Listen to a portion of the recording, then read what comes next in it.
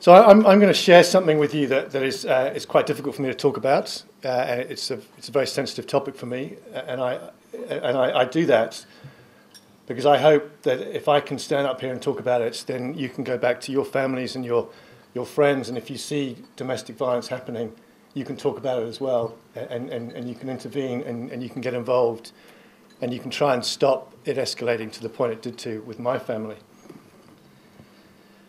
I'm involved with White Ribbon now, as Tim said, and I've done that because White Ribbon speaks to men. It speaks almost solely to men, and it asks men to simply do three things, and that's not to accept, condone, or carry out violence towards women.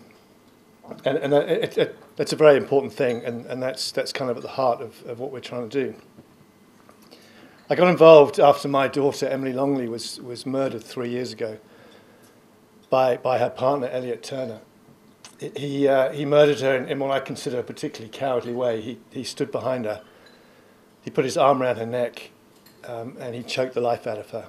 And he was much bigger than her, and she didn't stand a chance. And he did that because she had ended the relationship with him, and she didn't want to be with him anymore, and he couldn't accept that. And so he ended her life. And Elliot Turner, in his world, he thought he was a big man. He thought he was a man, and he thought because he was a man, he couldn't take the fact that this woman didn't want to be with him. But as we all know, he wasn't a man. He was a coward, and it's not a manly act. Being aggressive to someone who's weaker than you isn't a sign of manliness. It's a sign of cowardice. I was told that Emily had died over the phone by a policeman. He phoned me up about 2 o'clock in the morning and said there was a dead body, and they thought it was Emily. And so I then had to go to the morgue and identify her body. And at this particular morgue, you went and stood in a room, and there was a window into another room, and the policeman said to me, "A light's going to come on in that other room in a minute, and there's a body on the bed, and I'd like you to tell me if it was Emily." If it's Emily. And I'd just seen Emily a few days before, and she was full of life, and you know, she was her typical self. She was bubbly and alive, and I thought, no, it's not going to be Emily.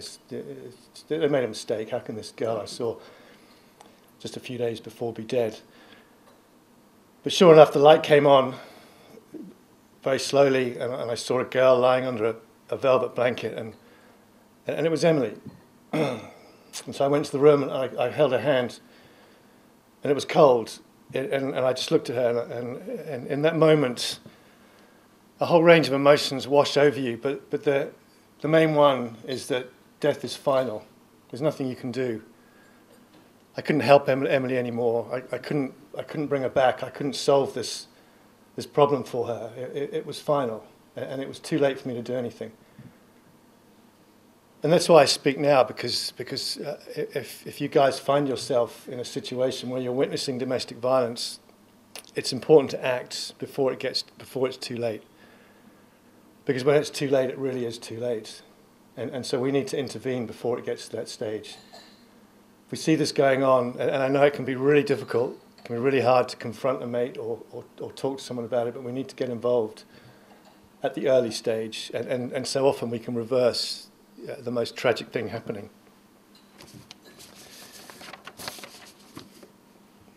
Elliot Turner he's serving a life sentence now for what he did, and during his trial, we heard about some of the behaviour that he'd put Emily through, and he was very open about what he was going to do. He told friends he was going to kill Emily. He texted friends he was going to kill her. He texted one friend and said, I want you to scare Emily. I want you to put the frighteners on her. He practiced killing her with a friend of his. He talked about whether he was going to set fire to her, whether he was going to drown her in a bath, or whether he was going to give her a drug overdose. So he's very open about it. And yet no one did anything. None of these friends of his did anything. No one reined him in. No one warned Emily. No one warned anyone. They just kind of went along with this. They all said they thought he was joking. But to me, saying you're going to set fire to someone's not particularly funny. And by going along with him, they kind of egged him on, and his sick fantasy grew. And you know, I dearly wish that someone had stepped in, and you know, to lose a child is awful. To have a child murdered is really hard, but to know that had someone stepped in, your child could be alive today is something that's very difficult to come to terms with. And I ideally wish someone had stepped in with Emily, and so I hope if you guys ever come across the same, you step in as well.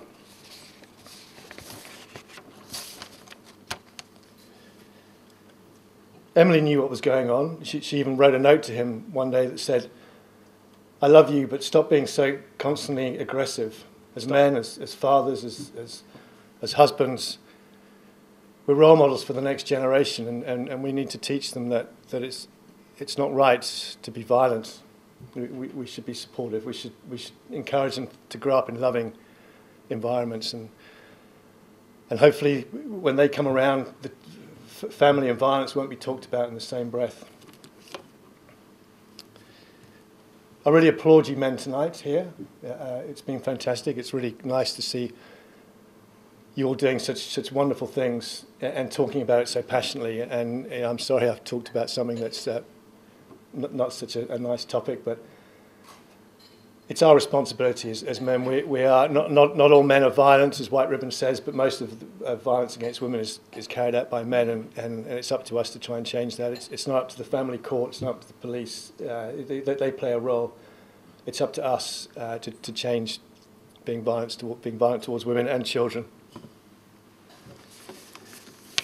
But the men here are inspiring. Yeah, you take a lot of hope from it. You know, there's a lot of men doing fantastic things here, and I really do once again applaud you all. Thank you for listening to me and listening to my story and sharing it, and I hope it gives you the inspiration to talk about violence if you see it happening in your communities. And thank you very much, and enjoy the rest of your night.